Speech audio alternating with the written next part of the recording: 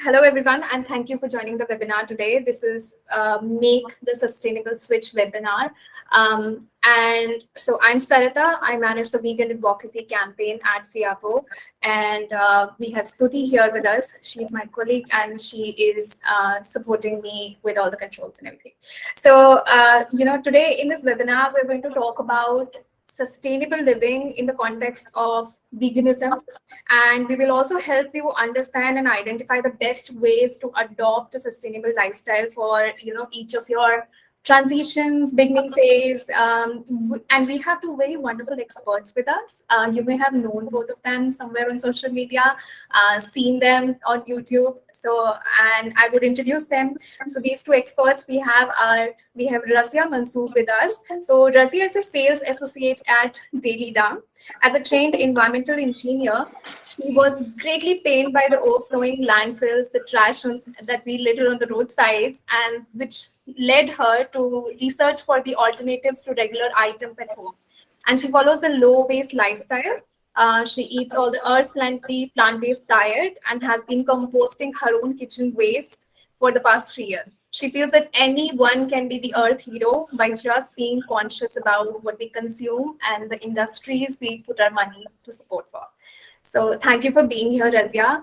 And we also have Nayana with us. So some of you may have known Nayana from YouTube or Instagram also. So Nayana is a sustainability lifestyle educator. She's a consultant and writer who also creates videos about sustainability or low waste lifestyle. Her journey from being a practicing architect to a YouTuber, then to a digital content creator, and finally being a low waste practitioner, it has been quite a worth knowing sort of a journey. And she's been collaborating with sustainable brands, and she's a much loved voice in this community of eco-friendly living. And before I say anything, I would thank both of you for joining. For it's your weekend as well, so we understand the commitments to personal time. But despite that, both of you are here. Thank you so much for that. So once again, welcome to both of you. Thank And you. Yeah. yeah. So before we go ahead with the session, I just want to let everybody know that although your mics and videos the features may not work, but you can definitely chat at any point in time when we are having a discussion with both our panelists. Please feel free to share your questions, your queries, or anything that you agreed with, anything that sounded really good to you. Please write about it in the chat. And there is also a Q&A prompt in the activities area. You can, of course, go there and write your questions. And we'll take all the questions towards the end 15 minutes of the session. So with this, let's get this started. So, I think the first bit of the talk should be about how come the both of you landed with a zero waste lifestyle. How did you come to living sustainably? And I also have a little addition to that question. I know that both of you practice veganism. Both of you also eat plant-based diet. So was veganism, did it come because of your love for the planet or for your reasons of sustainability? Or was it the other way around? Once you went vegan, you also thought of sustainability. So maybe Nayana, you can answer this first. Okay, so for me, like I became aware of the word zero waste or low waste through a product which usually becomes a very last part of a zero waste living. For me, that came first, and that was a menstrual cup. For me, I had never heard of the word zero waste, but somehow I was a YouTuber before that. So, as a YouTuber, while I was browsing through lots of videos, I came upon this product called a menstrual product, a menstrual cup. And I was very, very, very like surprised because I've never heard of this before, and I was very curious. And I was like, okay, I want to find out about it. And that sort of led me through this rabbit hole, which sort of invited me to this whole world of zero waste living or sustainable living. So through that journey, I started realizing how my life is already in a way in this journey already without me even knowing. And I realized like these are things that like since our childhood we've heard our parents say. At that point we would mock them saying, oh, we know better. and like, oh, you're just old fashioned, and we would mock them in that way.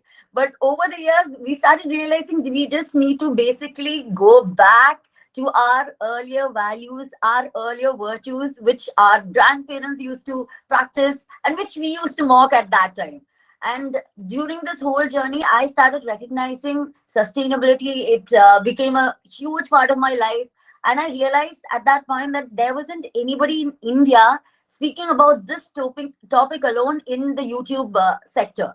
So that's when I realized, like, for me, media or video is a very strong medium to help spread the whole understanding of sustainability. There's been a lot of misconceptions about it. So I realized, like, for me as a YouTuber who has been in this YouTube space for a while, I realized this is a way in which I could talk about things that we face in India, because a lot of YouTubers were already there who were talking about things in Europe or US, but our culture has been very different from theirs, and I wanted to touch what we could do in India. Some things that are different from what we saw over there, but things that we could include in our life and we could bring back, basically.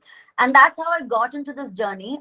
And for me, veganism, sort of, to be real, came after sustainability. So I was already in the journey of sustainability for a year or two. Before, I was like, I knew in my journey, I knew that veganism was important for sustainability. To be, if I was really conscious about the environment, I realized that I needed to become vegan.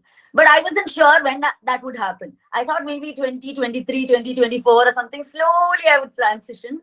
But once in 2020 for Veganuary, I was like, okay, I want to make a challenge to myself. Like how people try out Veganuary. I was like, I'm not going to promise anybody that I will turn vegan, but I'm going to try and see whether it goes well. So I just, as an experiment, I went on to veganism for a video, basically on YouTube. And even at the start of that video, I'm like, I cannot promise anything. I may go back at the end. And I gave all that disclaimers. But at the end of 1 month, the person I was who was crazy about anything that was milk related. I could eat, like, I would drink ghee on a daily basis. I would love cheese and milk and everything that was dairy based. And I realized it was not so hard. Like, I did not miss it at the end of a month. And then I was like, why should I stop it? I mean, this is not so hard. And I feel, and during that 1 month, I also started watching a lot of documentaries.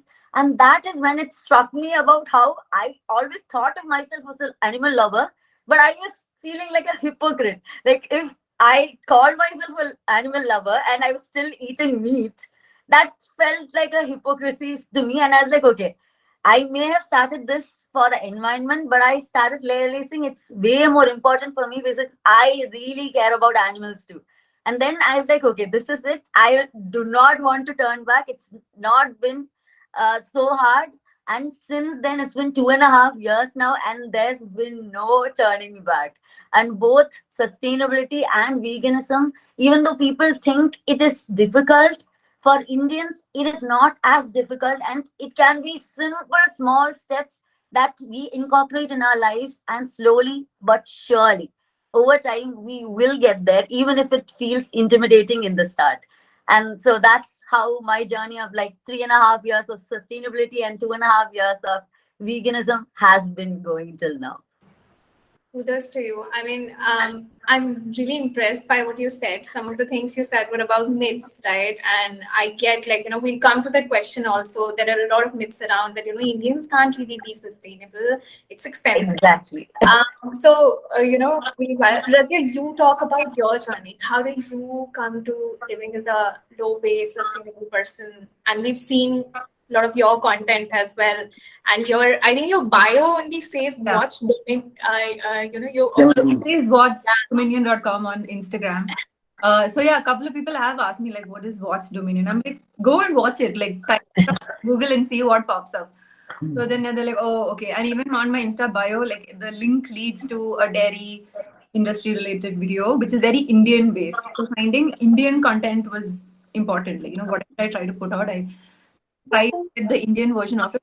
Okay, anyway, so how I started was I basically started, by reusing bags and all. I don't even remember the last time I took a plastic bag from a grocery store or supermarket. I've always tried to put it into my bag, put it into a newspaper, use my dupatta as a bag as much as possible. I don't even remember the last time. It's been like, I don't know, probably 10 years or something. So it was always in the back of my mind that we create a lot of trash and I shouldn't be buying things. And my dad has always tried to incorporate things like live within your means. Whatever money you make, how much ever you have, or be affordable, don't spend extra. Typical Indian values I always grew up with, and I always like scoffed at it because I used to buy a lot of lipsticks and nail polish and all when I got my own money. But then growing up, I understood that what he said was always right, like how Nayana said, like we used to scoff at them, but then now we understand the reality when we become adults and we start living life. So so the whole sustainability thing happened first. And for me, veganism actually started because of health. I saw the documentary, What the Health, and I was horrified. I didn't know that you could live and actually be more healthy, be on a plant-based diet. I thought I could eat meat, and I was kind of angry that I was duped all these years for like some 20-something years. And then I was annoyed that I had to make the change. But then initially, so I did make. So it kind of went hand in hand, being sustainable and veganism. So yeah, it's very easy. I feel like, to be sustainable and vegan, it's not really as difficult as people make it out to be. Whenever you tell someone about it, the first question they ask is, oh, it's so expensive, it's so difficult, I've got to do this, I've got to do this. But I would say start making small changes. Like, don't suddenly wake up tomorrow and be like, I'm going to change this, I'm going to do this, I'm going to buy the second hand. It's not going to work out. Anytime you have to buy something new, try to get it secondhand, try to make a sustainable option. And as you go on, as 3-4 years go on, you see that your life is becoming more and more sustainable, because small changes are more permanent changes than huge large steps that you take. So my journey basically started the vegan and plant-based journey started in probably 2018, and it's been going good. The sustainability thing, I would say it started much earlier before that. And I just become more conscious about the things I buy and, the energy I put out and the content I put out. And I think I'm a bit too blunt sometimes, but yeah, people seem to like that also. Yeah. Thank you for that. So, it's interesting because in this conversation, I just realized that with veganism and with sustainability, there's a connotation of expensive. Like, this is, I think, the biggest problem out there. Like, people say, oh, I need something organic, I need to live sustainably. It's going to be really expensive. Oh, how do you live as a vegan? It must be very expensive. So what do you want to say to this, or what is the answer to this, in at least also in the Indian context of it? So yeah, maybe Nayana, you can. So basically, when you talk about veganism, most people assume that veganism is only about, say, mock meats and almond milk and soy milk. That's what everybody's first assumption about veganism is. But when I tell them, you eat roti, chapati, right? That's vegan. You eat aloo paratha, that's vegan. Anything that is in our Indian cuisine minus butter or ghee is generally all vegan. And it's not expensive. It's the daily things that we make at home. And it's never so expensive. All we need to say is say no to ghee or butter or milk. And sometimes people say like milk is so expensive, especially like almond milk and things like that is super expensive.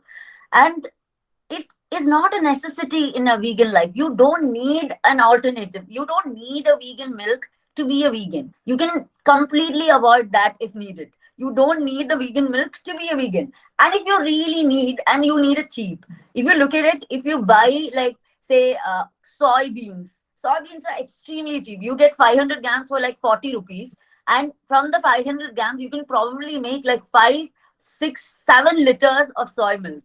That is much more cheaper than even the normal dairy milk, because 1 liter of dairy milk is easily 60 rupees, 55, 60 rupees. And if you look at organic dairy milk, that is as much as normal packaged soy milk. So if people can afford organic cow's milk, they can easily afford soy milk if they want to. And if they want it cheap, there is always the option of making it at home. And if they don't have the time, it's okay. They can just avoid it. And there are all these things that we think are so difficult, but it's just the mindset that we think like veganism is an alien thing to us. It's something very new that we've never heard of, but it's a daily part of all our uh, what do you say, our culture, be it South Indian, a North Indian, Northeast person. Everybody has vegan meals every day without realizing it. It's only when we tell somebody like, you know, what you just ate now, that's vegan. Oh, that's their first reaction. When I tell people like normal Maggie, what everybody loves, normal Maggie, without the not the non-vegetarian, but the vegetarian Maggie. When I tell them that's vegan, everybody's surprised. What? How is that vegan? I'm like, it is vegan. It is as simple as that. If you check the ingredients, if there's no milk products, milk solids in it, it's all vegan. So it's that common thought that veganism is some expensive like chocolates, expensive things. That's not the case. Oreo biscuits are vegan. So many normal everyday things that we eat are already vegan, just that people don't realize it. That's all. And when it comes to sustainability, it doesn't need to be expensive. You can just carry one cloth bag to your shopping when you're going shopping, and that where you will be spending like 10 or 20 rupees to buy a cloth bag from the store. When you're getting a cloth bag, you don't get it for free now. You'll get it for like 20 or 30 rupees. Instead of that, if you just take your own cloth bag or any bag, even plastic bag, if you take it and bring it back, bring your groceries back in it, you're basically saving money more than spending it. And today, unlike a few years back, bamboo toothbrushes are available for as cheap as 35 rupees in India. And I don't think even Colgate toothbrush is available for that cheap.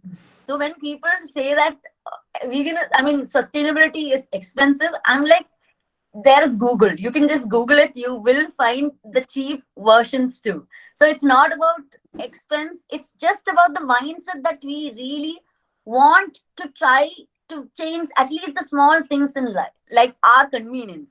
If we feel like, okay, I don't want to live this life of convenience, but I can give it some time to try and do whatever I can to start small. But starting small and reaching there, like Rasia said, it doesn't need to be an overnight thing. It can be one thing a month, second thing, and in another 2 months. It can be a very slow procedure, but over time, other than being expensive, it ends up being actually cheap for you because you end up saving money over the long run. So that's how it's always been. And it's just a misconception, I think, that over time, people will realize that it's not as hard as they assume it to be. Yeah. Rasia, before you answer this, I want to also add something to it. So, in this, post-pandemic context of India, if you see, commercialization happens very fast. So the idea of organic and sustainability has been sold to us so much in packagings that we feel like, oh, you want to be sustainable, you have to really change your entire wardrobe and, buy different fabrics and all that. So, in today's context, in this context of the post pandemic, I mean, like, pandemic's still not gone, but like we're doing better with our lives right now.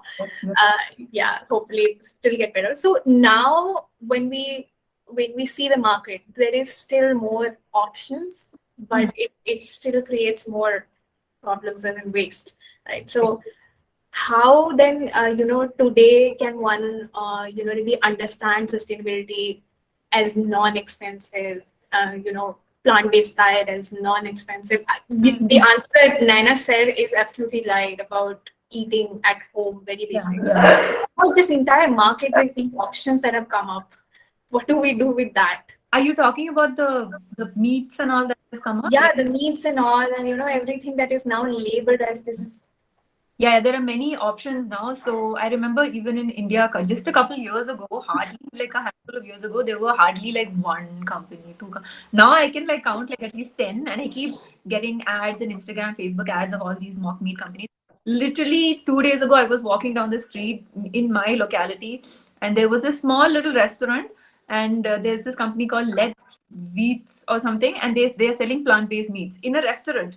So I ate and I had a hot dog, like a hot dog on the side of the road in a small little restaurant, I was like, my mind was blown. I was like, okay, we finally arrived. So if this becomes more widespread, I think people really don't have any excuses. Yeah. So regarding sustainability, I really don't know where this myth came from. I think it has to do with anything that is new and that people don't know.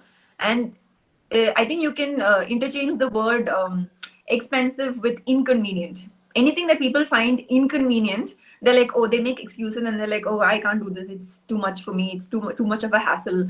But it depends on how strongly you feel about the cause and what your reasons are for doing it. Like, I'm personally very guilt tripped by myself by like plastic and sustainability and and the trash on the side of the road and the landfill, because I work in sustainability also. Like I work at daily dealing with waste and talking to people about their waste concerns. So I'm constantly in that sphere. So it never really goes out of my mind. So that guilt trip kind of keeps me in the system and keeps pushing me to do better even with myself. So yeah, so as Nana said, it is really not expensive. You just have to plan. It may be a little inconvenient because you can't just randomly go and buy something. You have to do a little bit of research. Like if you have cravings for chips and all, you can buy it, but what do you do with that waste? So that becomes an issue. You have to clean the packet and you have to keep it aside for a separate kind of recycling, or send it to a separate kind of company who will accept that waste and create something new out of it. So do you really want to go through all that hassle, or do you want to just take a dabba, go to your nearest hot chips and eat it? So anytime you have a craving, anytime you want to buy something from the side of the road, just as you're walking, think or reach out to someone, ask join groups on WhatsApp, on Instagram, on Facebook, and ask them, is there an alternative for this? I really want to do this. I think this item is a big chunk of my waste. Is there an alternative for it? What do you guys do? What is your option? So I just want to bring in this thing of creating a community of like-minded people, be it zero waste enthusiasts. So we are a part of a couple of groups like that, and it really helps. Whenever somebody has a doubt, they just ask. We have meetups, a lot of discussions online and offline. So that's another thing that you can look into. I think I lost track of what the question actually was. No, you're pretty much on track. And I think what I really liked about something that you said is when it's inconvenient, it automatically becomes expensive. Exactly. And I think that's where we have all been victim of our own minds. We think that, oh, how will I do it? Let me just go buy something to do this. Right. While, we're talking about this. Intercept that, you have to be prepared. You have to kind of anticipate that this may happen. So I always carry around any bag that I take. I carry on around a bag, like a little cloth bag. I can just crunch it up and put it into a little pocket in my bag. You can carry on around a dabba. You can carry like a straw or a spoon. Like these small things, it's not very heavy. Just have it in any bag whenever you go out. And whatever you see on the road, you will have some kind of a dabba or a bag to just put that into. So another thing, so like recently we both went to IKEA, and you can also carry around like a little plastic bag in case you want to put waste into it. So Nana had this little like a waste plastic bag, like a bread bag, and then I put like waste into it, like a banana peel into it, and I brought it back home and I composted it. So it's just, so now I have it in my mind that okay, I should carry on a plastic bag also. It might be useful for me in the future. So you learn from your own mistakes. You learn from anticipating, okay, I want this, but I didn't have this, so next time I'm going to carry this with me. So yeah, it's just a matter of trial and error. Yeah, thank you. So let's also answer this while we are talking about how things are commercialized, how we find things expensive. There is a lot of greenwashing. There's a lot of products that do claim to be organic, do claim to be ethical, do claim to be clean, have no, in fact, no animal ingredients, nothing. But then how do you know? Like, how do you really find out? Because the packaging may say it all, but it's not really always. Like, there is this term called bunny washing. There is another term called greenwashing. Like, what are these, and how can a layman really identify what to then buy and what not? Yeah. Nana, maybe, yeah, you can. So, like, I think the biggest, the most common thing that a lot of brands are doing now, even without using any term, say without using the term organic or sustainable, anything, the biggest indicator is them just putting a whole green color onto their packaging. That's the first sign. If you see like Surf Excel, they'll just put a green thing, and then people suddenly automatically we relate green to being more, better. So that's like an automatic indicator for us. And most of us don't think beyond that. But as we go become a part of the sustainable life, what we start realizing is we need to start being a little more analytical about what brands claim, because right now sustainability or the zero waste living is a very trendy thing for brands to just grab, whether they care about it, whether they care about the sustainability, whether they're actually doing anything in their backyard to actually mean to do something for the environment. They still will claim to be sustainable. The usual, I think, keywords are clean, sustainable, biodegradable, compostable, and these are all the common things that you can say. But that doesn't necessarily mean that all brands that use these are not genuine. The first thing you can always do is to check, firstly, if they have actually, what do you say, they're notified by the actual labels. So if it's compostable, does it have no like identification from the Central Pollution Control Board? Is it marked? Is it marked as something that is actually organic? There are lots of organic certifications that are necessary for a brand to claim that they're organic or compostable. Or I think from what I heard, in US or so, they've completely removed the use of the word biodegradable. They don't allow brands to use the word biodegradable because that can basically mean anything.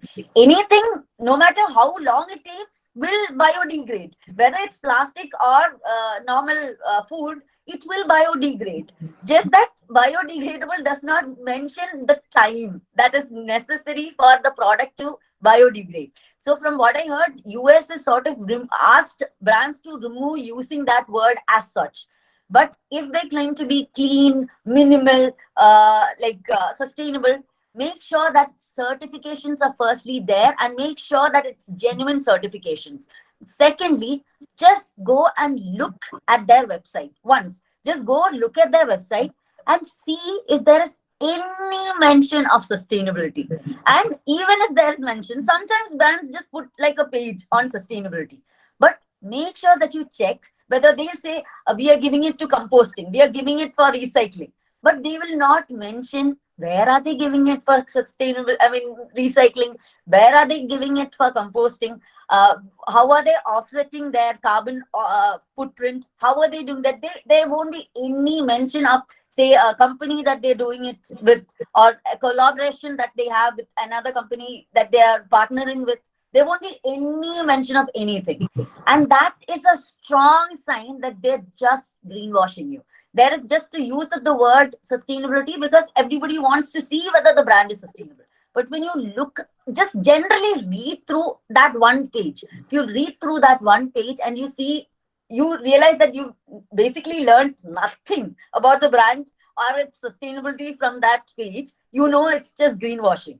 Because genuine brands will have proper, detailed transparency with us. They are extremely transparent with everything that they do, be it the wages that they pay, which is where is their factory, where is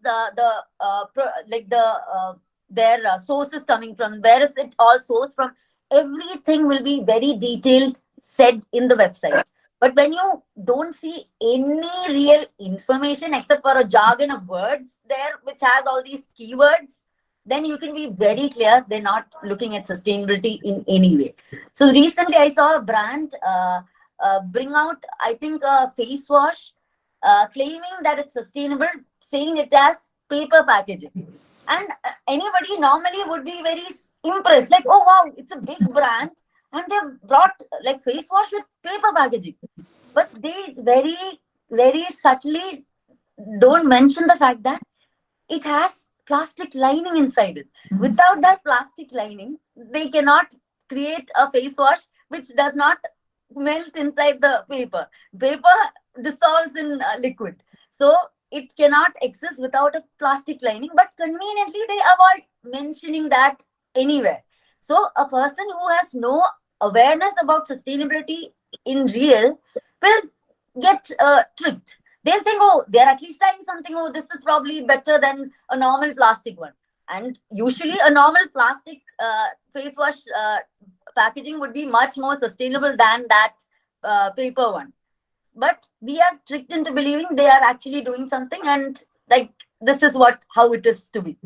So these are simple ways in which people can actually look through and see, recognize when they are sustainable. And at the end, always feel free. Every brand has a social media backup. They all have pages in social media. Feel free to tag them, ask them, where is it going? Why is this happening? What is happening? Tell us details about it. And if they're a genuine brand, they will like not maybe not immediately, but they will get back to you with details. And they will not be shy, and they will not ignore you just like that. You can just comment, tag them, or comment on one of their images, and they will notice and get back to you on it. But if it's a greenwashing brand, they'll just silently ignore you and not answer you at all. So these are simple ways in which you can determine whether a brand is actually being sustainable, or they're just trying to greenwash us and make us believe they're doing something while they're doing absolutely nothing. Rasia, your thoughts on Yeah. it? Yeah. Sorry, I think you covered most of it. Yeah, so I personally have also DM'd a lot of brands on Instagram and asked them, like, before I buy something. So there was this one company who sells dissolvable, like, for hand wash and floor cleaner and all. They have this dissolvable powder which comes in a packaging that looks like plastic, but it's supposed to be compostable. So I messaged them and I asked them, and a lot of other brands I've messaged and asked. So that really works, especially smaller brands. They tend to respond faster than bigger brands because they really want to get new customers and retain the customers. And I suggest, if you are switching certain items, switching certain products in your house, do go for the smaller brands. Do support them more than the larger brands. The larger brands have a lot of money, and when they know that on the ground people are trying to be more sustainable, eventually they will catch up to it. So let them catch up to it. But till then, support the smaller brands, give them your money and let them grow, because that's exactly what we need. We already have a lot of corporates controlling everything in our life. So let's give the smaller brands a chance. Yeah, so like she said, even websites, if you go through it, many websites will put out like actual acts and actual things that, like government laws and regulations that they follow very clearly. They'll have photos of their workers actually working in factories and sewing them and stitching them and gluing them, while the other, even Shein and H&M have a sustainability brand a page. It's ridiculous. So if the corporations like that can have it, like a sustainable small brand will go into so much detail and tell you everything possible about sustainability, so that I feel like, yeah, so if a brand is really sustainable, they will put it out for everyone to see. It will be like in their bio, it will be on the Instagram page, and it'll just be all over the page. So that makes it pretty clear. And packaging, always, any packaging that you get, try to buy things which are of a single material. Like, for example, this bottle is a single material. It's not mixed material. That makes it easier for recycling. So if at all you don't have a choice and you have to buy products which are in plastic or glass or metal or whatever, make sure it's in a single material. It's easier for recycling. And yeah, and smaller brands I have seen, they do tend to stick to this. Many smaller brands. Oh, another thing is, try to find brands which are in local cities that you're in. So I have bought products from brands which are in Bangalore itself. That's where I'm based out of. But I have to return those containers back to them, so they can either reuse them, in recycle, whatever. They can deal with it themselves, and that the circular loop of the economy that we're trying to keep closing, it becomes easier. Yeah, and less transportation, less energy, less resources used to make new products. So shop local, shop small. Yeah, I like that. Shop local, shop small also is important because I think the cost of flying a product or like getting it sourced from a different city is also huge detrimental for environment. You both talked about certifications. I have a question. How can one find out about these certifications, and where can you go and understand that these are related to sustainability, and these are government provided certifications? These are some of the check boxes that every brand has to fill before they reach there. Where can one learn more about this? So just like anybody, the easiest way to find it is Google. Just simply go Google, find out. There will be websites that if there is it is there on the government websites, it will clearly be there. You can just check certification for organic food India. If you look at that, there will be blog posts about it. There'll be detailed information given in news. Maybe there'll be news articles or blog posts. So there'll be a lot of these things about it. And you can, if you know that, say, a brand is genuinely organic, if you already know, if you've heard from somebody that you trust that this brand is organic, you can just go look at their certifications, because most of them will have all the certifications in their website, and you can look at that. And then you can go check out other brands to see, okay, they claim to be organic, but do they have these? Do they have these? If they don't, they probably are not. Because again, like earlier I mentioned, compostable is something that like compostable bags. It's something that a lot of brands claim. But the fact is that composting has to happen. We can't do it at home.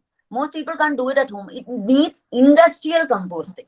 Industrial composting is necessary, and for that, the facilities, most cities may not have it. In India right now, recycling is a very small percentage, like 9 to 10% is all that is getting recycled. And composting is something that is still harder industrially. Most people, citizens don't do it individually, and it is much harder to find industrial composting in most cities. So when you look at it, when you buy this, say, compostable plastic trash bag, if you are able to compost it at home, then do it. Because if you're sending it to out to your with your normal dry waste or your wet waste, and say that wet waste is anyway going to the landfill, there is no way that bag is going to get composted in any way, because it's not going to have any air, it's not going to have any circulation, nothing. It's just going to create a lot of methane, and it won't compose at all. So these things are stuff that you need to firstly think whether it is possible currently in our city. Find out whether there are facilities in our city. So right now in Bangalore, unlike a lot of other cities, Bangalore has a lot of waste management companies. A lot of waste management companies. We have all throughout Bangalore now. There are ones that come to your house to collect your waste. There are ones that you can go and give it to them. There are ones that collect from industries and corporations. There are lots of waste management companies in a lot of cities these days. So all we need to do is just see whether these facilities are available in your city, and if it is, then only go for these ones like compostable packaging or whatever. Make sure that these are facilities that are available. And if, say, organic is not easily available, say you need to travel like 15 kilometers to get organic, maybe then getting inorganic food from your local like market may be better for you, instead of you having to travel 30 kilometers each week to buy organic food. It may be easier for you to give money to your local economy, and also get it from there. It totally depends on like the your what do you say, what is available for you. So what is available for me may not be available for somebody in another city.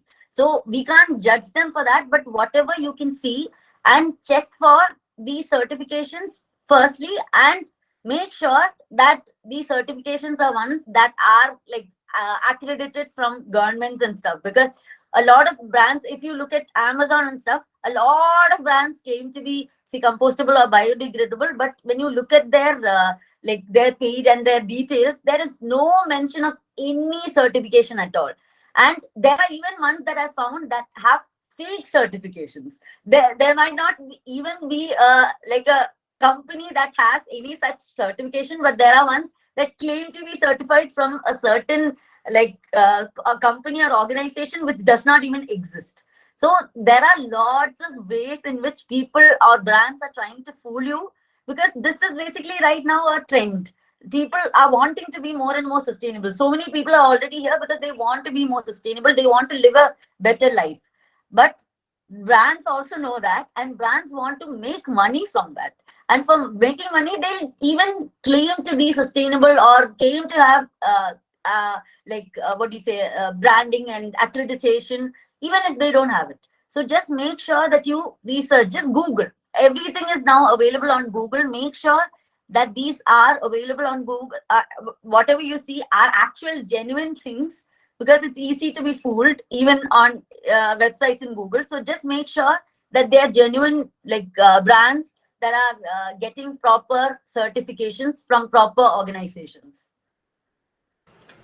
Rasia, you wanted to say something as well with Nayana on this? You're on mute. You're on mute. My dog was barking, so I muted. Yeah, so I'm just adding on to what she said that yeah, so not everyone has the time to Google and sit and search like I frankly haven't done it. I have just followed the advice of people like Nayana, because she has used products. She and like there are a bunch of Instagram and who say that I've used this product and they are sustainable and they are small. So I would say like follow these influencers and people who actually use these products and get their recommendations, because frankly speaking, I don't think a lot of people have the time and energy to go through the ingredients and list and certifications. Yeah. It's not really going to work out.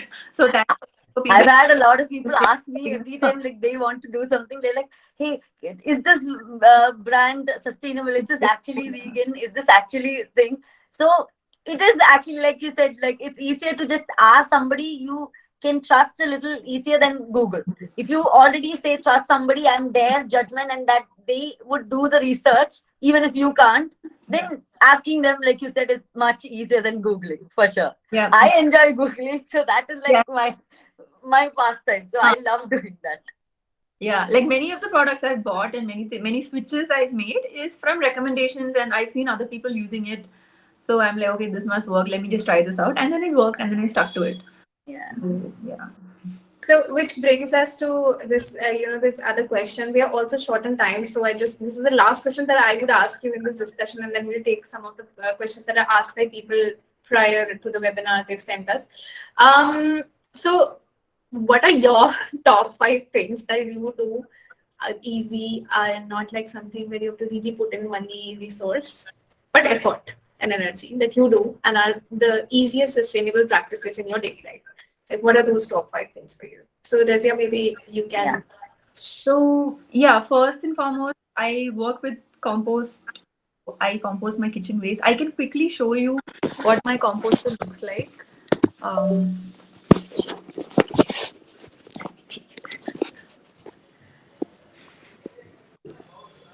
So yeah, so this is my composter in the corner of my balcony. It's basically a 4-tier composter. You can see that it is plastic. It is food grade quality plastic. So I wanted to make a point about plastic in general, that plastic is not bad. It's if you're going to buy something that is plastic, but if you use it for a long time, you use it for as much as the life span of this product is, it is keeping away tons of waste from landfill. So yeah, plastic is not bad. It's just the single-use plastic and the terrible ways in which we use plastic that it has become so bad for the. So yeah, this is my compost.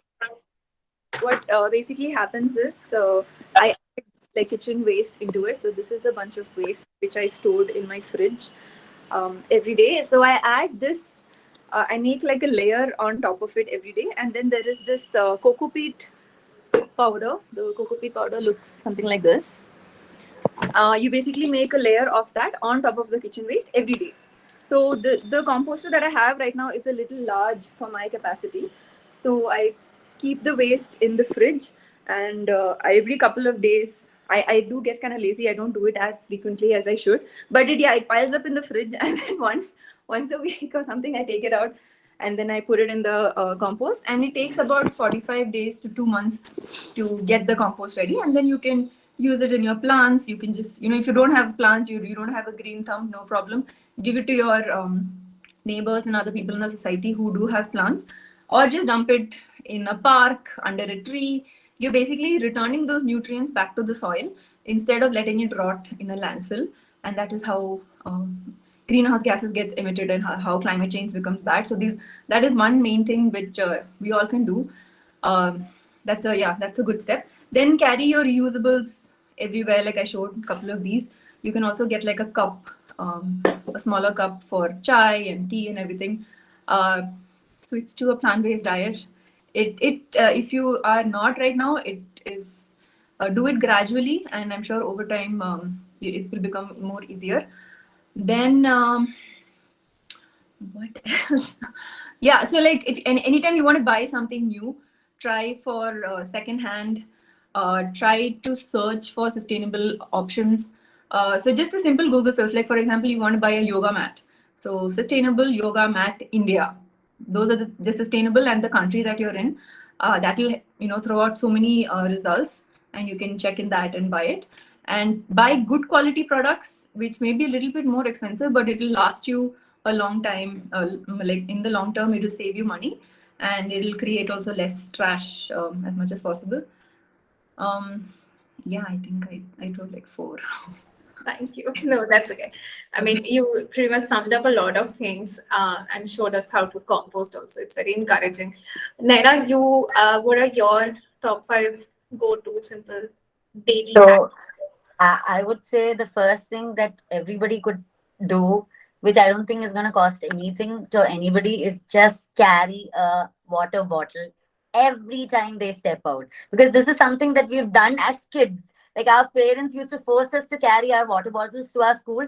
Then we were never embarrassed about it. It was not a uncool thing to do. But as we grew up, college or work life, it feels like it's cooler to just grab a disposable water bottle, have it, then throw it away. It feels like it became cool suddenly.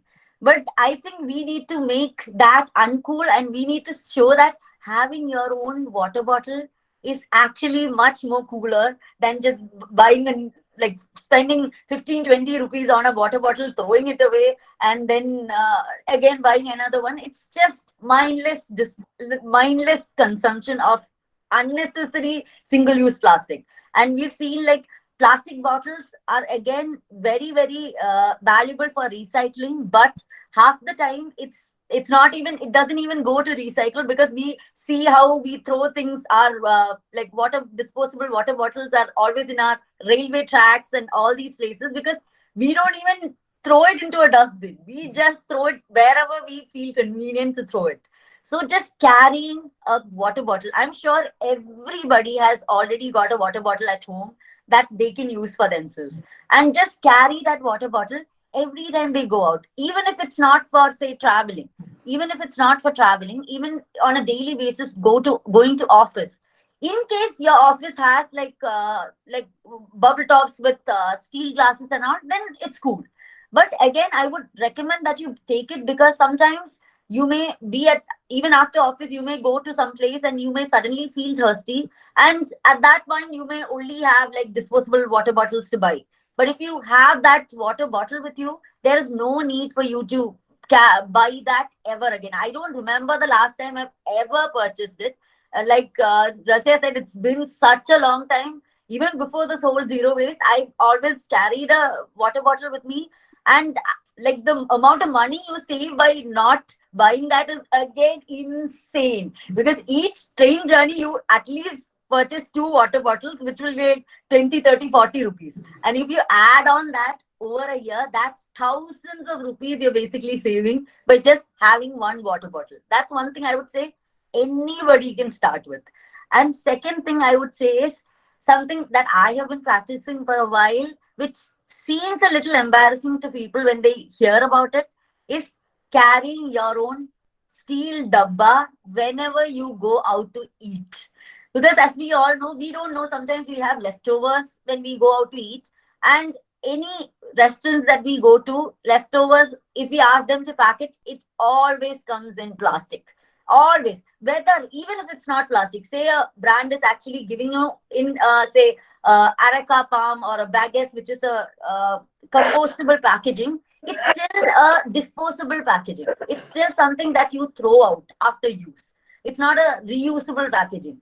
So instead of getting any of these disposable packaging to back to our home, if we know that anyway I'm going out, maybe I may not have any leftover, but what if I have a leftover? Or what if suddenly I feel like I want to bring home some snacks from the restaurant? I want to bring home a dessert.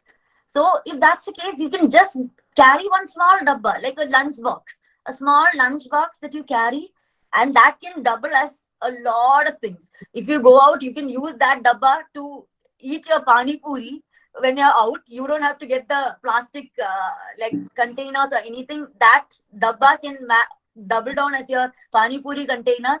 And these things can have so many uses all throughout your life, because now our culture is where we go out quite a lot to eat. Especially our generation, we eat a lot while we go out to meet friends. And so we never know when there is leftovers.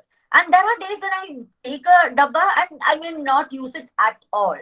But that's okay. That's totally fine. I mean, it's not going to weigh a lot on my bag. It's not a very heavy thing that I'm carrying around. But if there is a time when, if I may not be the one who's having leftovers, but say somebody in my group wastes some food, then I'm like, here, take this. Take this. You can you can take it in yours, take it home, and give it back to me later. So it sometimes even manages to be something that you may not require, but you can provide for somebody else. So it's a very simple thing. And I've heard people say how it's embarrassing when you go to a restaurant, everybody's staring at you. For me, I feel proud about it because of the fact that if people stare, that means people are noticing. People are noticing. They may not really understand what you're doing, but if they notice, that means they're thinking, okay, what is she doing? It's a thought that is worth the like the embarrassment, I feel, because that is going to make them wonder, okay, why is she doing that? And that may later lead to her going to, oh, sustainability, because she may never have heard or seen such a thing, and suddenly they see that somebody else doing it, and like, okay, what is she doing? And they may just Google it and find out, oh, this is something like this. So you never know who you are influencing. It may never be people around, your close people. You may always influence people who are not even visible to you directly, but there are always things that you are influencing. And I think this is something that anybody can do if you're going out to eat. So this is two things that I always do, and I feel it's not going to cost anything. It's things that you already have. So it's not going to weigh a lot on in your bag.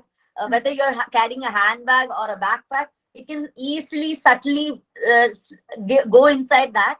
And every time you go out, make sure that you carry that. Another one is, like I earlier said, cloth bag, a shopping bag. Keep it in your car, keep it in your scooter, keep it in your bag, wherever you want to have as many as possible, so that you don't not have a bag whenever you are out. Make sure you always have that for yourself.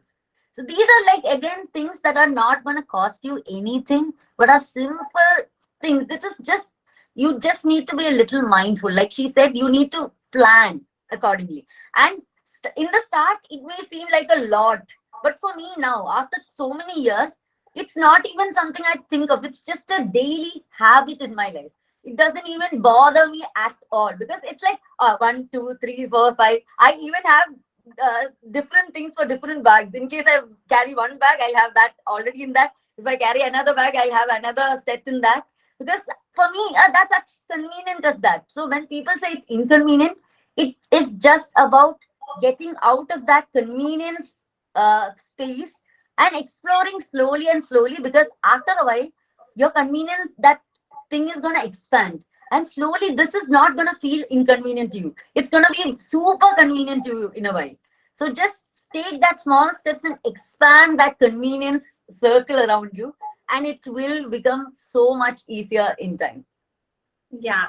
Yeah, thank you so much for those tips because I think they're very easy and simple. And I think you've also answered a question like somebody had asked, well, how do I communicate about sustainability? But I think by making these choices, being in public, doing these things openly is also when you create a community around you that is more aware of these things. I do want to take a couple of questions that are there from people who have filled in the registration form. So somebody said that they are asking suggestions to reduce the packaging waste in logistics and import and export. I mean, I'm sure that this person must have a business or something. So they're asking, how can I reduce the packaging waste in logistics and import export? Is there any suggestion? So I would say one option, like a very common thing that a lot of businesses use for packaging to make sure that whatever product it is safe, is bubble wrap. That's a very common usage. And there are sustainable alternatives for that nowadays. And I should admit that it's not as cheap as bubble wrap is. But if you are a business who wants to do better, it is basically like a paper bubble wrap. It's made of paper, and lots of brands have been using their glass containers and everything with just these sustainable bubble wraps, and they have seen that it works almost as well as the plastic bubble wrap. So that is a simple switch that a business can do, even when they are exporting, importing, any of that. Because I feel for businesses, that's a thing that they're worried about, the safety of their product. Yeah. So these are products, and even use newspaper like cuttings, use newspaper as cushions. You don't even need to cut the newspaper, you can just crumple it up and stuff it into the package, and that use happens as a cushion for any heavy products, and that makes sure that it is protected enough. You don't need like the styrofoam and all that at all, because those are not sustainable, they cannot be recycled at all. So instead, if you are a conscious brand and you don't mind investing a little bit right now, because more demand comes for these products, obviously the pricing of it will go down, for sure will go down. More and more businesses starts investing in these sustainable options, the pricing will go down because more companies are going to come up with these options. So until then, if you can push it a little and invest in these, I'm sure that these are things that you could do easily, and using, say, cardboard instead of the Amazon, the plastic packaging, the Amazon packaging, which again is not necessarily easily sustainable or recyclable. But using like cardboard, which is usually recycled paper, so you can use cardboard boxes instead of these things. So these are simple things I feel that a business can use in their logistics to make sure that the product is as less plastic packaging as possible. So Rasia, if you want to add something that I may have forgotten. Those are good. Yeah. So also from the consumer's point of view, if you buy things which are more local, that will have less packaging. So yeah, like so in Bangalore, I tend to buy from brands that are as local as possible. So you can get it done. So you can, the last mile, the distance for delivery is also lesser. So less packaging. And while we're on the topic of packaging, even if you want to order like from Swiggy, Zomato, and all, write the note at the end of your delivery order always. But I also call the restaurant every single time I call the restaurant. I tell them, please don't give me sauce packets, chips. I know those chips. Sometimes they give like extra chips packets for some reason, tissues, wooden cutlery. I'll be like, I have written in the note. Please read the note. Don't send me any of those. Sometimes like sandwich places, they put the sandwich in a paper, then they put that into a box, then that box they put into a paper bag, and like, just wrap it in a piece of paper and send it. And they're very happy. So I tell them, I'll give you 5 stars on the packaging and everything else on Swiggy. Please don't add all this other stuff that I don't need. And if I feel like they're being a little resistant, I'll call the delivery person, also be like, I have told them this. Please make sure they do this. I'll give you like a tip. And also, there are ways around things around packaging. Yeah, I just think that more than expense, it's like the effort and the consistency that you have to keep. track of. Yeah, you have to have like a drive to do it till it becomes the norm. So right now, this is not the norm. So we're trying to go against the norm. So obviously, the handful of us who are doing this will have to, really drive it home and really be like, please do this. I'm requesting you, please. Yeah. So. I have one more thing that like the logistics thing for importing. Another thing that can be made sustainable is we usually always use sellotapes. That's the most common packaging product in the world. But right now we have something called as paper tapes, which are water activated paper tapes. And these, a lot of people think that they're not like effective, but I've actually seen that they're way more effective and even harder to take off than sellotapes, and they work just as good as sellotapes. So if you're a business again looking to import and making their packaging as minimal or as sustainable as possible, this is again another product that they could think of using if they have the option to use that. Yeah, those are very good suggestions. There's another question that we had received. So somebody asked, when it comes to clothing, well, I didn't know that cotton is not as sustainable. So what is the sustainable fabric that I should go for when I try to buy my clothing? Yeah. So the most sustainable clothing that exists is what you already have. Yeah. Before sustainability became a trend, everyone was buying lots of clothes. I'm sure everyone's wardrobe is already overflowing with clothes. Wear what you have, alter maybe the things that have, kind of lost size and everything, alter it, maintain your clothes. I hand wash a bunch of my clothes so that, it doesn't get tangled up in the washing machine and stretched out. So make a little time for that. And then even the clothes that you have worn a lot of times and that you're tired of, you want to like throw it away, give it to thrift shops. Some of them buy it, some of them you can swap. Yeah, and then you get like a whole new wardrobe. But it's all secondhand clothes and it's still good for the environment. And then even if you want to buy something specific, like maybe for someone's birthday or for a party or something, that also try to rent it, ask your friends, borrow it for a day, something like that. If you can do something like that, that would be great.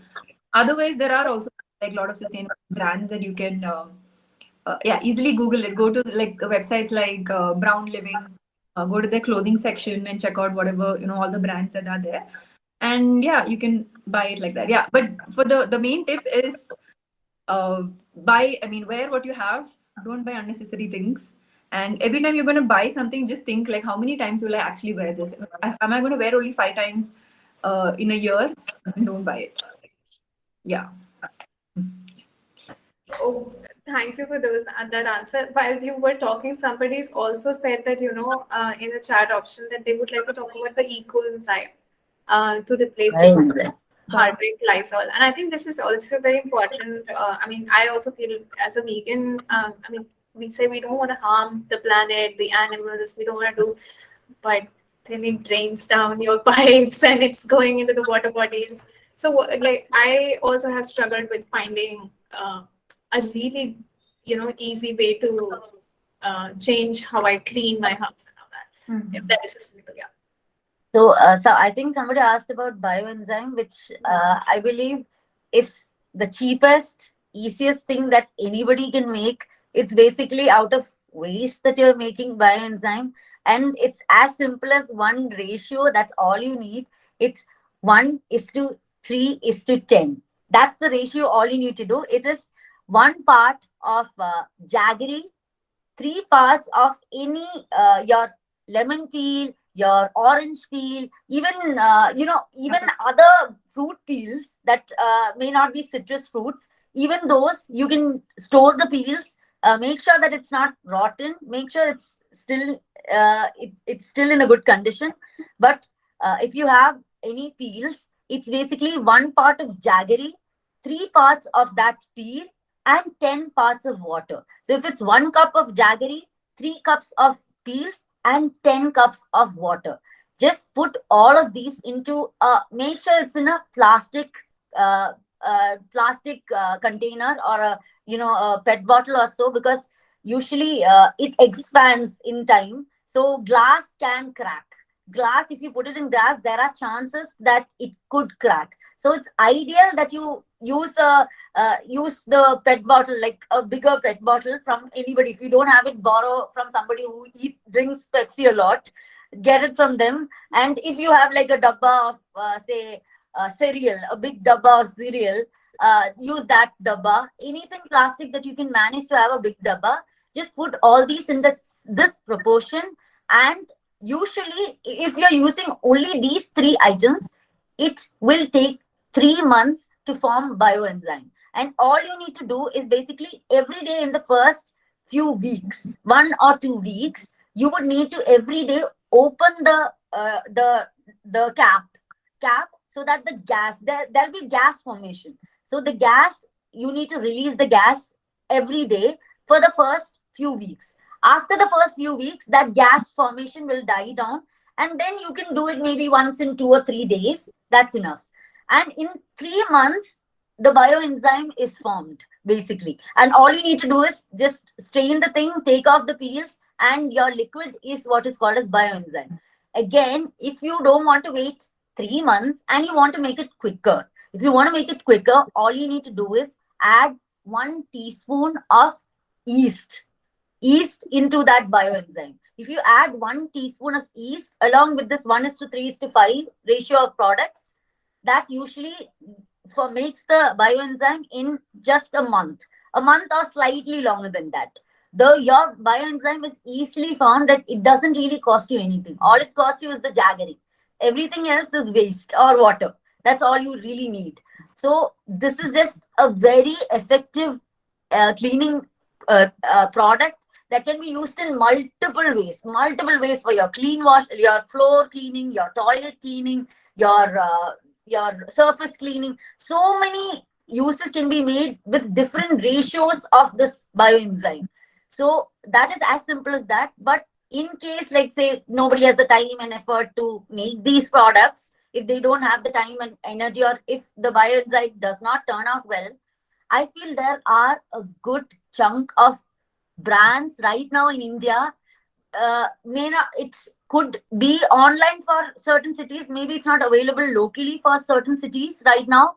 But for certain cities like for Bangalore and Mumbai right now, there is basically a truck that can come to your house, and you can just take any plastic bottle that you have and go and fill it. Like you will see, your how your Pepsi is filled at a like a cinema theater. They just open the tap and fill the bottle and give it to you. Anything, be it a dishwash liquid or a laundry cleaner, your bathroom cleaner, everything is basically available. And this is a brand called as Refillable. And this is right now available in Bangalore and Mumbai, but I'm sure they are planning to come to a lot more cities in India soon. And there are other introduce it to Surat also, I think yesterday or day before. They did start now? Yeah, Surat. Okay, so they are basically every city.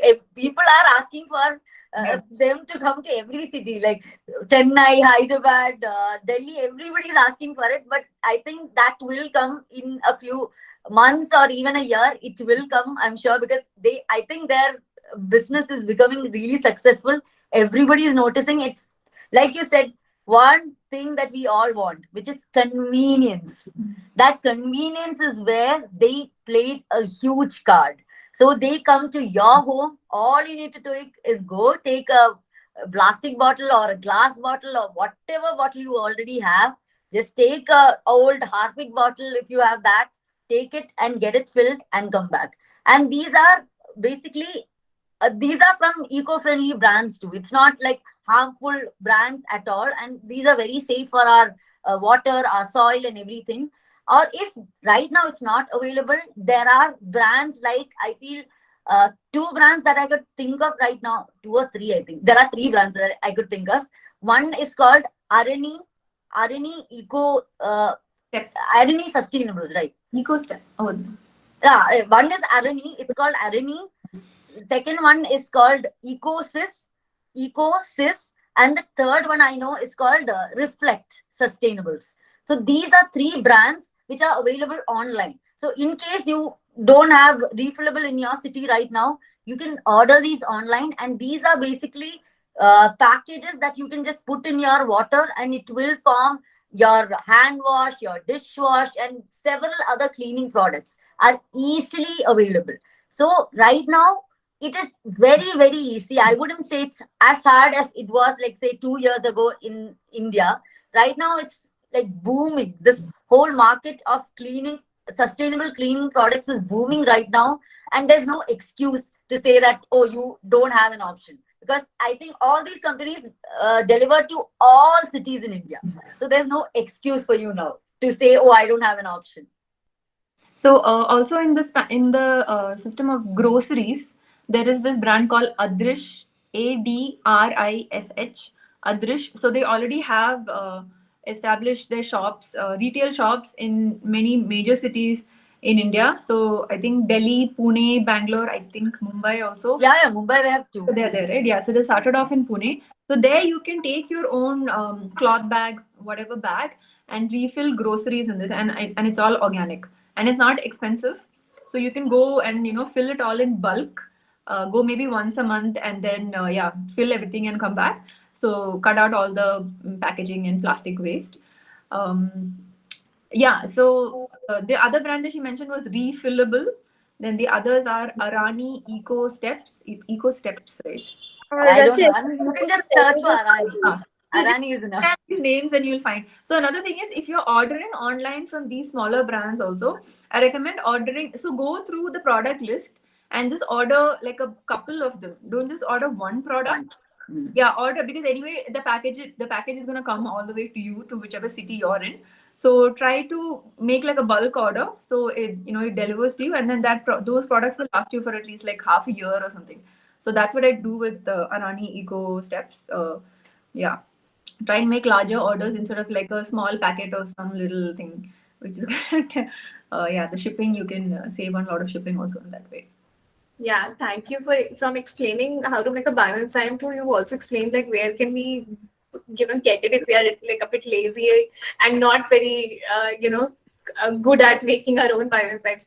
Thank you so much for that. So I think the time we sort of had a cap on it, but then we've gone way too beyond our time. But this one question that kind of in the discussion this also came up, and somebody said the sustainability is for metro cities. This all of these these brands, these at least the convenience aspect of sustainability is for the metro cities. How do you introduce it into it says rural and the semi-urban areas? How do you bring this awareness in these rural and semi-urban areas in India? So any comments on that? So in those areas, I feel like they don't have as big a plastic problem as the cities already have. We are used to the convenience. That's why we're finding it difficult to switch back to how we used to live earlier, or we need all these brands. But I have seen, like, when I go to smaller cities, those small sachets and those small plastic packets have made an way into those cities, unfortunately. So yeah, even in those cities, like carrying a plastic bag, carrying a cloth bag or whatever, any bag, and refilling your groceries from like local grocery shops. Like some of them have like dosa rice and dal and beans and all that in like bulk sacks and all. So take your bags to those shops and try and refill it. And anything that you're buying, even if you have to buy it in a plastic bottle, try and get the biggest bottle possible. Don't go for like tiny packets of those shampoos and those sachets and all. Get the biggest bottles possible, and it's more likely that those things will get recycled, or you can even reuse it instead of the tiny bottles. That is. There's also another thing, if I can just say, I suddenly realized when you were talking about this. In my city, so I come from Haldwani, and now people are not going and buying the dal and the rice in bags, like in cotton bags or in the bags that they bring from their home. They're taking it in those plastics because that's how it gets weighed, and it's very cool and it's nice. And you pull that little bit of a plastic from there, and then you fill it with your scoopy spoon and all that. And I realized that we never had this practice. as coming from a small town, I never saw, like, we never had a need of this. We had these open containers where all the groceries would be kept. Like, you can just like pick it in, put it in your bag and ready to fill in. Yeah. Even here, when I take my bag to the tiny grocery shops to fill it, they'll be like, I'll fill it in the plastic bag and give it to you. Why are you bothering? Then I have to like tell them, Nick, no, I don't want that. Please put it in this. So it becomes so ingrained, like they will like kind of push the plastic onto you. But yeah, you do it a couple of times to one particular shop in your locality and they'll get used to it. And for me, I've even seen how they're suddenly very happy to even see something new. Like they're not used to something like that. They find it something like a foreign concept. But they're very inquisitive. Oh, where do you get this from? Oh, you take it everywhere. So they're very inquisitive about that also. So when I've gone to like small grocery shops and stuff, they're very inquisitive and they want to know more about it. So that is again something where you can have a conversation. You can just tell people that you don't need to immediately, when somebody comes, you don't need to immediately take the plastic bag, like she said, and put it and give it to them. Yeah. Give them the option to ask for it. If they want it, they will ask for it. They will take it. If they want it, they will take it. You don't have to immediately, when they say, okay, I want 1 kilo of dal, you don't have to immediately take the plastic bag and full it and give it. Let them take it or let them ask you for it. Because sometimes they are so used to taking and giving that they don't stop to think whether maybe the customer has something that they can use. They don't think about it. But this sort of creates a conversation, and that is where I feel we can also teach them that this is possible in even small cities. Because I think even small cities have all localities have these small grocery shops, and I think still all these grocery shops still have these open, like you said, open drums of food stuff. Everything is still there. Not all of them, but a lot of them still exist, even in smaller cities. Because I come from a small city in Kerala, and I see that happen there. And I see it, and when I go there, they have these things, but mostly they also have the same thing in packaging. Say if I'm going for, sugar, I go with my dabba for sugar, and I'll ask them, Uncle, can you give me this sugar in this dabba? They will give it to me. But if a normal person comes and asks for 1 kilo of sugar, they'll take the plastic filled packet of sugar and give it. Because that's what they are used to, because nobody questions them at all. Even though they have the other option, nobody questions them. But when people like us go and ask about it, then that awareness again gets created. And again, other than groceries, even in small cities, other sustainable items are always available online. Everything, be it if you want to get the scrubs, dishwash scrubs made of coconut coir, you can just buy like 10 of them or 20 of them, because you may need it for a whole year. Just buy 20 of them. It's not that expensive anymore.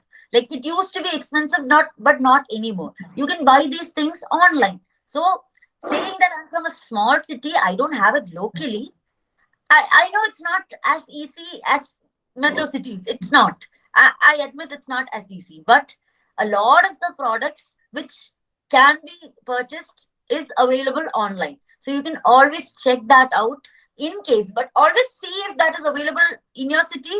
If it's not, then opt for the options that are available online.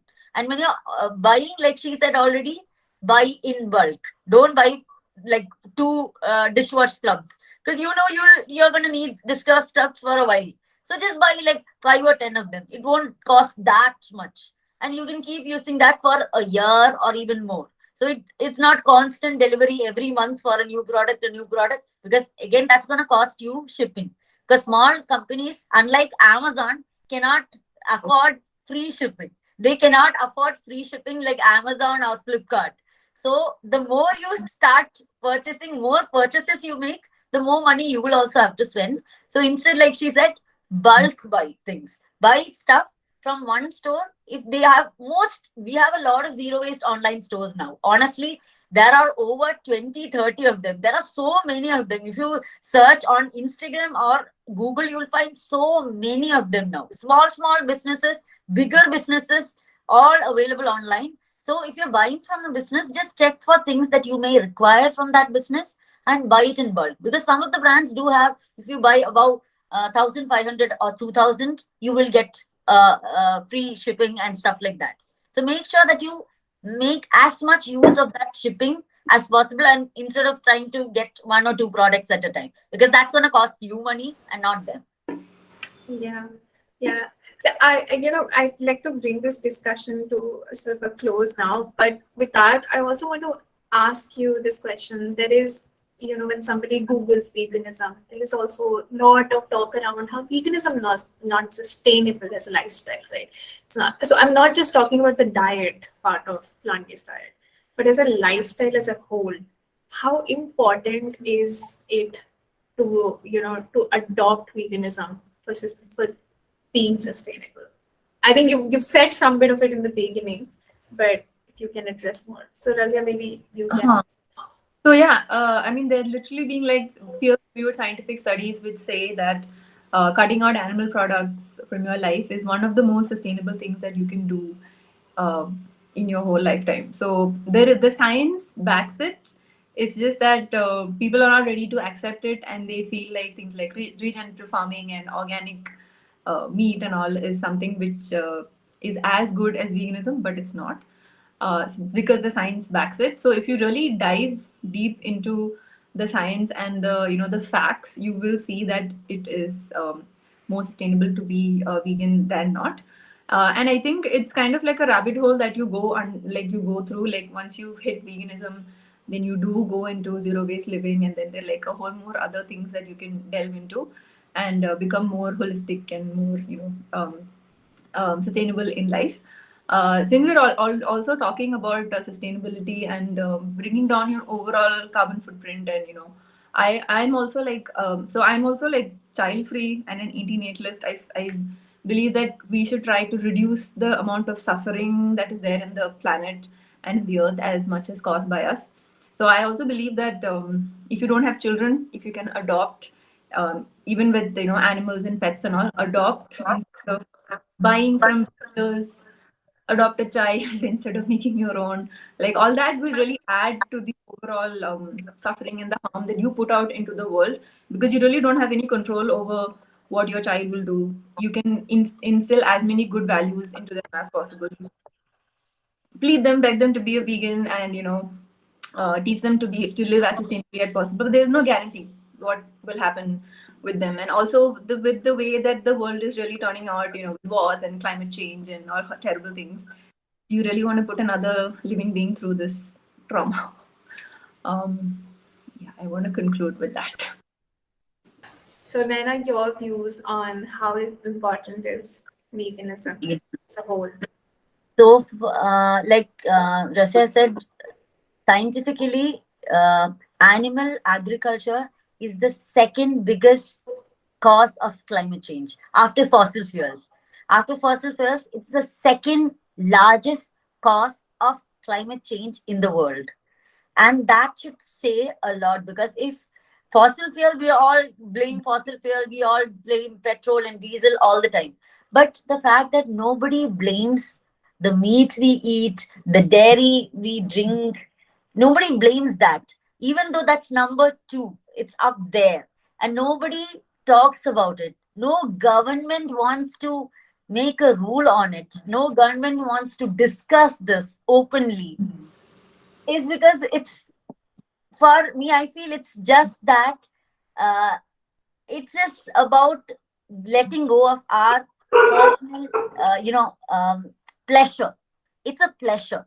For us, we are used to that taste and that feeling of eating meat or drinking or eating cheese or drinking milk. We used to that taste, that most of us, even though we know that we are torturing another item, another animal, another living being, we don't want to let go of that for that animal. We're like, it's okay. I'm killing not so many. I'm just one person. How, if I stop eating, that's not gonna make a whole difference.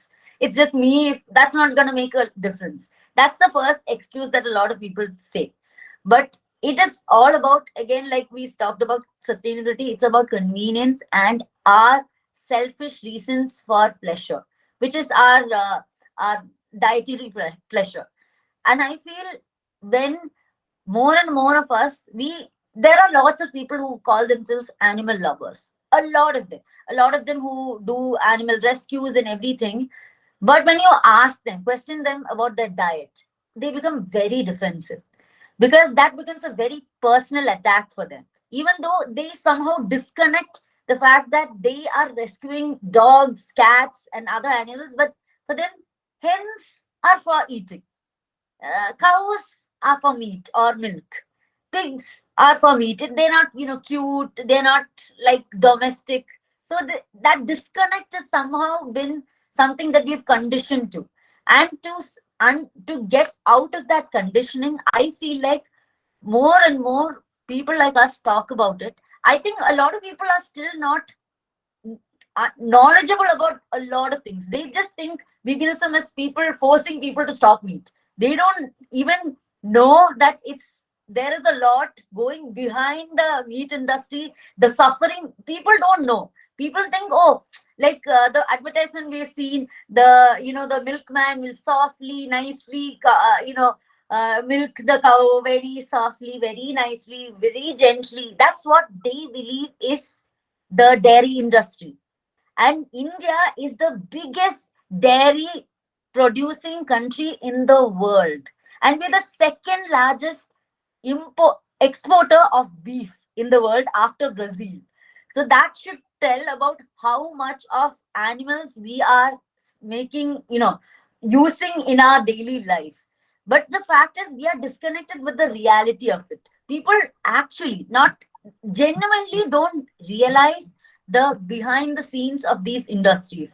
So I feel the more of us start discussing them, start showing them the reality, that showing them, questioning them, asking simple questions. What I think we shouldn't do is force them or like try to attack them on it. Because I've seen people attacking them because then they become very defensive. They're like, even if they know it's wrong, they won't change. Because no, they're trying to attack me, I won't change.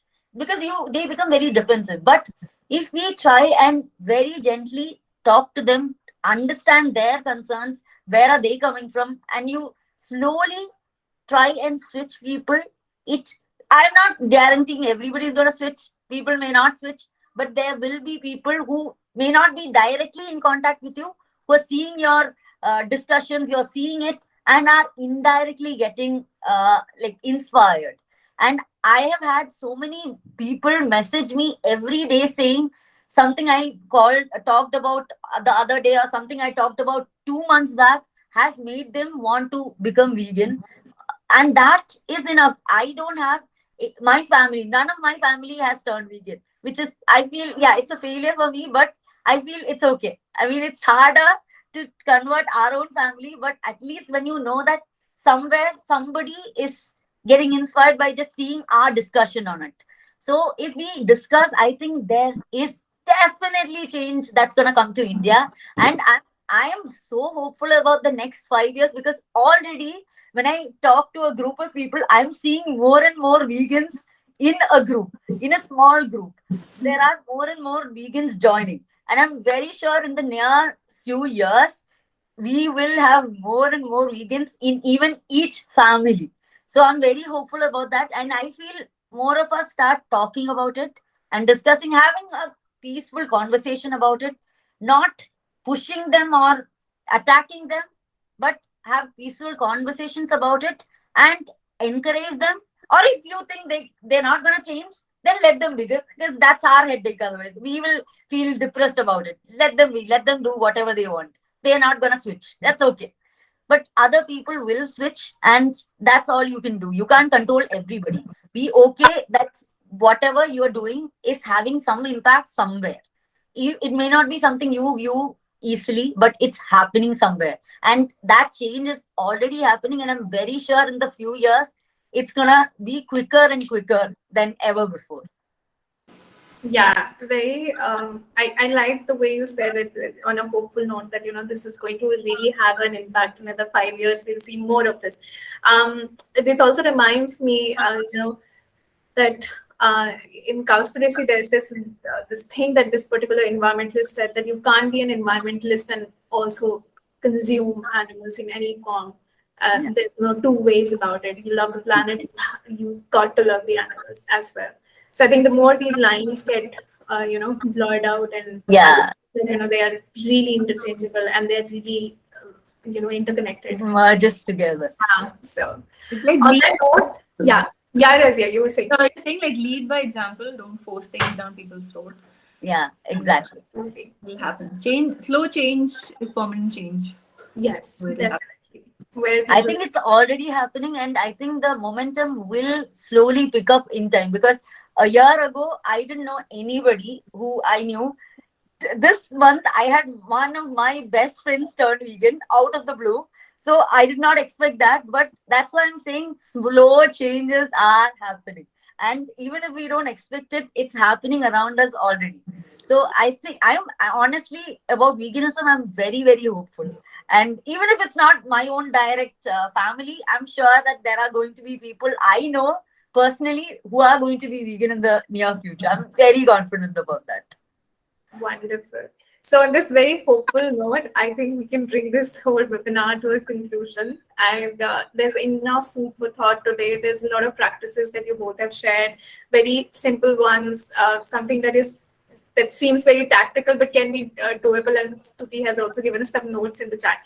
So I really hope that we all benefited from this. I would encourage people to go check out their profiles. They put a lot of content out there on YouTube, and Rasia does it on Instagram, and it's coming from their own personal lives. They're very simple daily routines. So please learn more, and more power to all of you. Be sustainable, make that switch. Thank you. So thank you once again for joining us, for taking the time out, both of you, and the entire audience here, and all the people who came and also left in between sometimes. Thank you once again. Thank you. Thank you. Thank you. It was really great. Thank you. See you next time. Bye.